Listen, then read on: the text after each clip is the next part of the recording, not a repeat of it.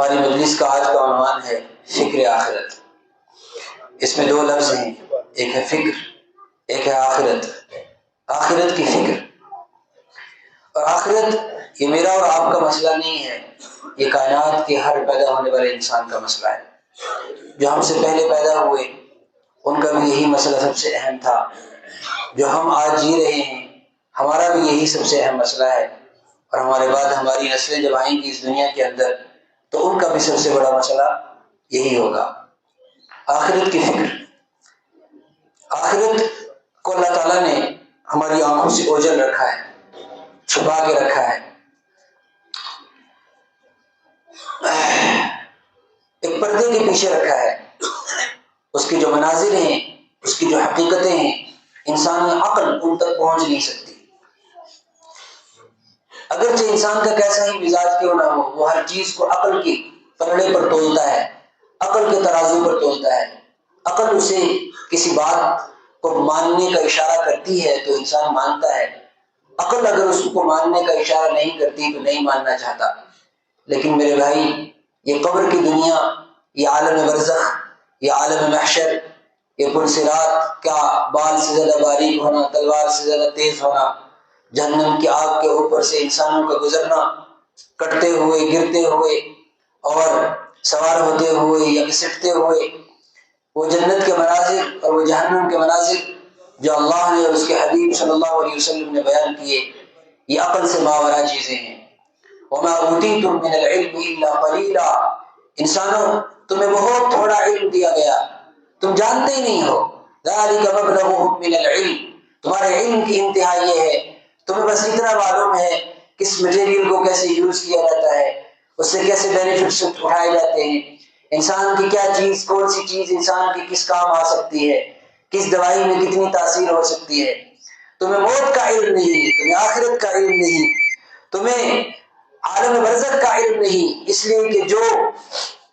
اس دنیا کو جس نے اس دنیا کو دیکھا نہیں وہ اس کی حقیقی مناظر کو جان نہیں سکتا،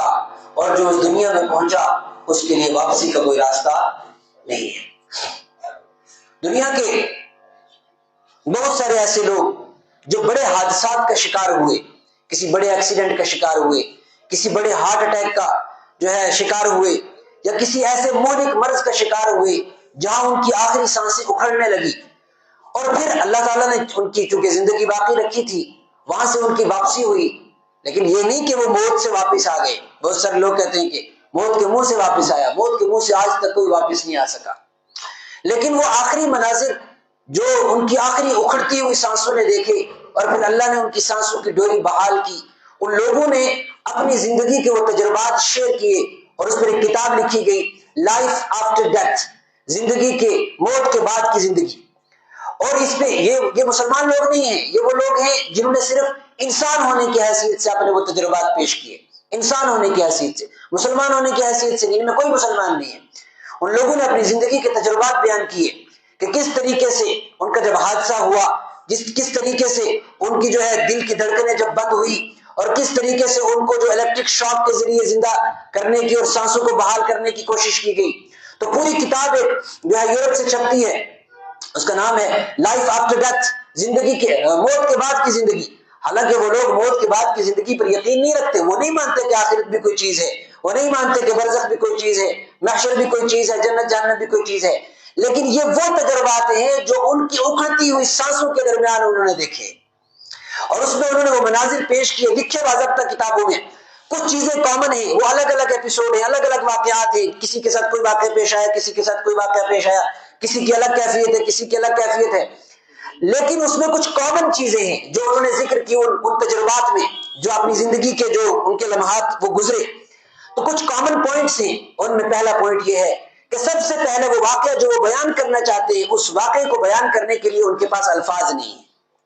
وہ جب اس واقعے کو بیان کرتے تو اس سے پہلے کہتے ہیں کہ جو ہم کہنے جا رہے ہیں وہ صرف کیفیات کا نام ہے، وہ ہمارے الفاظ اس کو بیان نہیں کر سکتے۔ اس کے بعد وہ کہتے ہیں کہ وہ کچھ ایسے مناظر ہیں کہ ہم نے خود اپنی آنکھوں سے دیکھے، ہم دیکھ رہے تھے کہ ڈاکٹرز کیسے ہم پر کام کر رہے ہیں، کیسے جو ہے اوپر سے وہ جھکے ہوئے ہیں، اور میری روح ہمیں ایسا لگتا تھا جیسے ہم ہوا کے پرندے کی طرح اڑے جا رہے ہیں، ہمارے اندر نہ ہمیں وقت کی قید کے اندر رکھا گیا، نہ ہمیں جگہ کی قید کے اندر رکھا گیا، ہم یوں اڑتے ہوئے جسموں کی طرح نظر آئے، ہمیں معلوم نہیں ہوا کہ ہماری روح ہمارے جسم سے کب الگ ہوئی۔ ہم اپنی لاش کو، اپنے بدن کو جو جس کے اوپر ڈاکٹر جھکے ہوئے تھے علاج کے لیے، ہم اس کو دیکھ رہے تھے اور ہم بات کرنا چاہتے تھے، ہماری آواز جا نہیں پا رہی تھی۔ یہ مناظر انہوں نے پیش کیے اس کتاب کے اندر، جس کو جو ہے پڑھنے کا ذوق شوق ہو اس میں پڑھی تو معلوم ہوگا یہ وہ زندگی ہے جو میری اور آپ کی عقل سے بہت دور ہے۔ البتہ مومن کیا ہے؟ مومن وہ ہے الذین یؤمنون بالغیب، جو ان منظروں کو دیکھے بغیر ان پر یقین رکھتا ہے۔ کیوں؟ اس لیے کہ اس نے اس اللہ کا کلمہ پڑھا ہے، اس محمد عربی صلی اللہ علیہ وسلم کا کلمہ پڑھا ہے، جس اللہ نے اس انسان کی تخلیق کی اور اپنے پیغمبر جناب محمد عربی صلی اللہ علیہ وسلم کو وہ سارے مناظر کی وضاحت دے کر اس دنیا کے اندر بھیجا۔ اب جو اللہ نے فرما دیا، جو اللہ کے حبیب نے کہہ دیا، وہی پتھر کی لکیر ہے، بالکل بعینہ ویسے ہی ہوتا ہے، اس کے اندر کوئی کائنات کے اندر تبدیلی نہیں ہوتی۔ اللہ کے رسول صلی اللہ علیہ وسلم ایک قبر کے پاس سے گزرے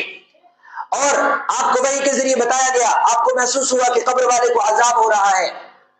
اور بڑا شدت والا عذاب ہو رہا ہے۔ اللہ کے رسول صلی اللہ علیہ وسلم نے جب اس کے حالات معلوم کیے تو معلوم ہوا کہ وہ انسان جو ہے اپنے پیشاب کی چھینٹوں سے نہیں بچتا تھا، اس لیے اسے عذاب ہو رہا تھا۔ آپ نے فرمایا کہ پیشاب کی چھینٹوں سے نہ بچنے کی وجہ سے اکثر عذاب قبر ہوتا ہے، اور آپ علیہ الصلوۃ والسلام نے فرمایا قبر میں ایسا عذاب ہوتا ہے جب ایک ہتھوڑا کسی نافرمان پر پڑتا ہے، اس کی چیخوں کی آواز انسانوں اور جنوں کے علاوہ کائنات کی ساری مخلوقات سنتی ہے۔ ہاں، یہ عالم برزخ ہے، یہ حقیقتوں کی دنیا ہے، یہ خوابوں کی دنیا نہیں ہے۔ اور جس دنیا میں میں اور آپ جی رہے ہیں یہ خوابوں کی دنیا ہے، یہ حقیقتوں کی دنیا نہیں ہے۔ اس میں کسی چیز کو قرار نہیں ہے، اس میں کوئی چیز ٹھہری ہوئی نہیں ہے، اس میں ہر چیز چلنے والی ہے، اس میں ہر چیز روٹیٹ ہونے والی ہے۔ دن جاتا ہے اس کے پیچھے رات آتی ہے، جب رات آتی ہے اس کے پیچھے دن آتا ہے۔ سورج اپنے محور پر چل رہا ہے، چاند اپنے محور پر چل رہا ہے، ستارے سیارے گردش کر رہے ہیں، زمینیں گردش کر رہی ہیں، پانیوں کے اندر طغیانیاں ہیں، ہواؤں کے اندر طغیانیاں ہیں، کائنات کی ہر چیز موومنٹ کے اندر ہے، موو ہو رہی ہے اور حرکت کر رہی ہے، کوئی چیز ٹھہری ہوئی نہیں ہے۔ اگر پتھر ہمیں دکھتا ہے کہ وہ کسی جگہ ٹھہرا ہوا ہے، وہ بھی ٹھہرا نہیں ہے۔ اگر ہمیں محسوس ہوتا ہے کہ پتھر کا جگر نہیں ہے، پتھر کو محسوس نہیں ہوتا، یہ میری اور آپ کی خام خیالی ہوگی، یہ میرا اور آپ کا ناقص تصور ہوگا، ہرگز ایسا نہیں۔ قرآن کہتا ہے ثم قست قلوبکم من بعد ذلك فهي كالحجارہ، تمہارے دل پتھر بن گئے کہ تمہارے دل ہلتے نہیں ہیں، لیکن حقیقت تو یہ ہے وَإِنَّ مِنَ الْحِجَارَةِ لَمَا يَتَفَجَّرُ مِنْهُ الْأَنْهَارُ، کچھ پتھر ایسے ہیں کہ ان کے بھی کلیجے پھٹتے ہیں اور ان کے اندر سے پانی نکلتا ہے۔ لَمَا يَشَّقَّقُ مِنْهَا فَيَخْرُجُ مِنْهُ الْمَاءُ، ان سے پانی نکلتا ہے۔ فَيَهْبِطُ مِنْ خَشْيَةِ اللَّهِ، کچھ پتھر ایسے ہیں جو لڑک جاتے ہیں اپنی جگہوں سے اللہ کے خوف سے، اللہ کے خوف کا احساس ان کو بھی ہوتا ہے۔ کائنات کے پرندے، کائنات کے درندے، کائنات کے جانور، درختوں کی ٹہنیوں کے اوپر لگا ہوا ایک ایک پتا، اللہ تعالیٰ فرماتے ہیں یسبح له ما فی السماوات وما فی الارض، آسمان اور زمین کی ایک ایک چیز، آسمان اور زمین کی ایک ایک مخلوق تمہارے رب کی تسبیح کرتی ہے، ولکن لا تفقهون تسبیحهم، لیکن تمہیں ان کی تسبیحات سمجھ نہیں آتی ہیں، تمہیں ان کی تسبیحات سمجھ نہیں آتی ہیں۔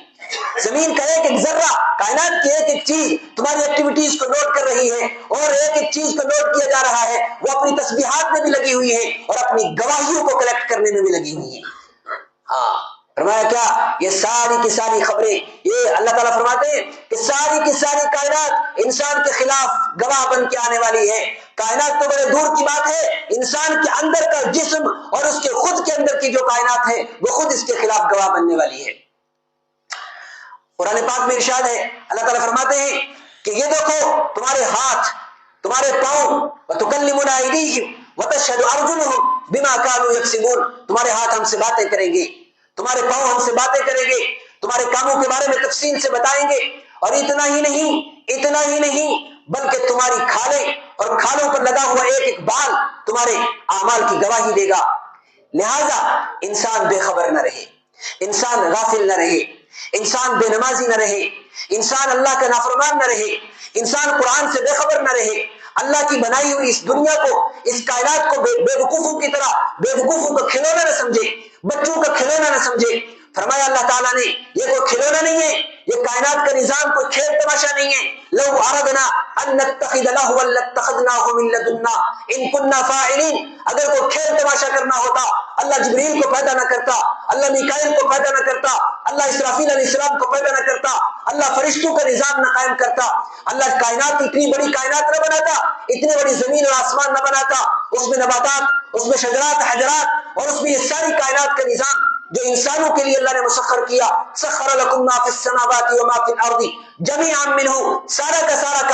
سارا نظام۔ بلکہ اللہ نے جب زمین کو بنایا، اللہ نے جب آسمان کو بنایا، زمین اور آسمان کو کہا ایتیا طوعا او کرہا، سنو تمہارے ذمہ کچھ کام ہے، آسمان تمہارے ذمہ بھی کچھ کام ہے، تمہیں پانی برسانا ہے، تمہیں ستاروں اور سیاروں اور چاند اور سورج کا نظام سنبھالنا ہے، تمہیں بادلوں کا نظام سنبھالنا ہے، تمہیں پانی کے ذخیرہ کرنے کی ٹینکیوں کو سنبھالنا ہے، اور زمین تمہارا بھی کچھ کام ہے، تمہیں پھل اگانے ہیں، تمہیں انسانوں کے لیے معدنیات، سونا اور اس کے اندر کی دیگر چیزیں جتنی انسانوں کی ضروریات ہیں تمہیں خزانہ کر کے رکھنا ہے، تمہیں انسانوں کے بدنوں کو اپنے حوالے کرنا ہے، تمہارے اندر ہزاروں لاکھوں اربوں خربوں نہیں بلکہ ان گنت لاشوں کو محفوظ کیا جائے گا اور پھر تمہارے اندر سے اٹھایا جائے گا۔ منہا خلقناکم وفیہا نعیدکم ومنہا نخرجکم تارۃ اخری، اسی زمین کے اندر بدن پیوست ہوں گے، اسی زمین کے اندر جوانیاں دفن ہوں گی، اسی زمین کے اندر حسن کو پامال کیا جائے گا، اسی زمین کے اندر خوبصورت کاجل لگی ہوئی آنکھیں تباہ ہوگی، اسی زمین کے اندر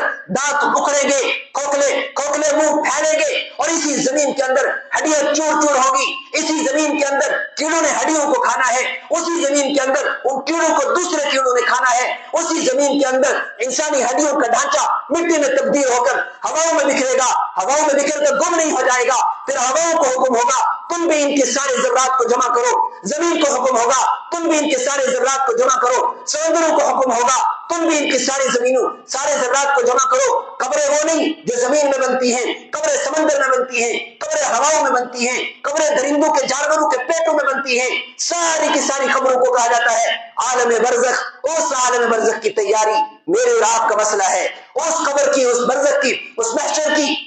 تیاری، اس میزان عمل کی تیاری، اس پرصراط کی تیاری میرا اور آپ کا مسئلہ ہے۔ فکر آخرت یہ ہے مسئلہ میرا اور آپ کا۔ اگر ہمارا یہ مسئلہ حل ہو گیا تو پھر ہمارے سارے مسئلے حل ہو جائیں گے۔ آپ سب لے آؤ۔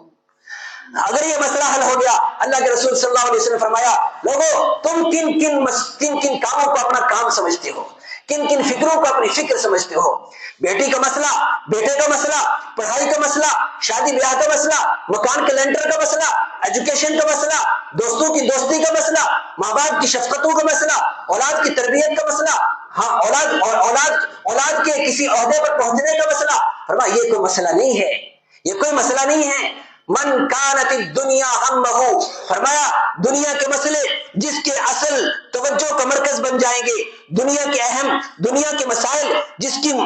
کے اہم مسئلے بن جائیں گے، اللہ تعالیٰ فرماتے ہیں فرق اللہ علیہ امرہ، اللہ اس کا کوئی مسئلہ بننے نہیں دے گا، اللہ اس کا کوئی کام بننے نہیں دے گا، اس کے سارے کام بکھرتے چلے جائیں گے۔ ایک مسئلہ حل ہوگا، دوسرا کھڑا ہوگا، دوسرا مسئلہ حل ہوگا، تیسرا کھڑا ہوگا، اور اس کے بعد فرمایا سرکار دو عالم صلی اللہ علیہ وسلم نے مسئلے یوں ہی بڑھتے رہیں گے وجعل فقرہ بین عینیہ، اور کبھی انسان کو پوری نہیں پڑے گی، انسان کی ضروریات کا دائرہ تیزی سے بڑھتا جائے گا۔ ہاں اللہ ضروریات ضرور پوری کر دے گا، خواہشات پوری کرنے کا وعدہ اللہ نہیں کرے گا۔ اللہ ضروریات غریب کی بھی پوری کرے گا، اللہ ضروریات بادشاہوں کی بھی پوری کرے گا، لیکن خواہشات اللہ ساری پوری کر دے اس کی کوئی گارنٹی نہیں ہے۔ فرمایا اگر دنیا کو اپنا مسئلہ بناؤ گے جعل فقرہ بین عینیہ، تمہارا فقر تمہاری آنکھوں کے سامنے اللہ تمہیں دنیا کے اندر دکھائے گا۔ اور اس کے بعد فرمایا ولم یأتہ من الدنیا الا ما کتب لہ، دنیا کا تو اتنا ہی حصہ ملے گا جتنے تمہارے مقدر میں آ گیا۔ اس کے بعد فرمایا ومن کانت الآخرۃ نیتہ، اور جس کا اصل مسئلہ آخرت کا مسئلہ رہا، جس کی توجہ آخرت کی طرف رہی، جسے اپنی وہ قبر کی تنہائیاں یاد رہی، جسے پل صراط کے اوپر سے گزرنا یاد رہا، جسے نمازوں کا حساب دینا یاد رہا، تو پھر کیا ہوگا؟ جمع اللہ لہ امرہ، اللہ اس کی دنیا کے سارے مسئلے بنا دے گا، جو اس کی ضروریات ہوگی اللہ خزانہ غیب سے پورا کرے گا، اللہ اسے کسی کا محتاج نہیں کرے گا، اللہ اس کے قلب کو سکون عطا کرے گا۔ اور اس کے بعد فرمایا وجعل غناہ فی قلبہ، وہ غریب ہوگا لیکن اس کا دل کبھی رب سے شکوہ نہیں کرے گا، وہ غریب ہوگا، اس کی ضروریات ہوگی، لیکن وہ کبھی کسی کے سامنے ہاتھ نہیں پھیلائے گا، اللہ اس کے دل کو مالدار کر دے گا۔ اور فرمایا وَأَتَتْ الدُّنْيَا وَهِيَ رَاغِمَةٌ، اور دنیا تو اس کے پاس ذلیل ہو کر آئے گی، دنیا اس کے پاس ذلیل ہو کر آئے گی۔ اور اس کے بعد آپ نے فرمایا کہ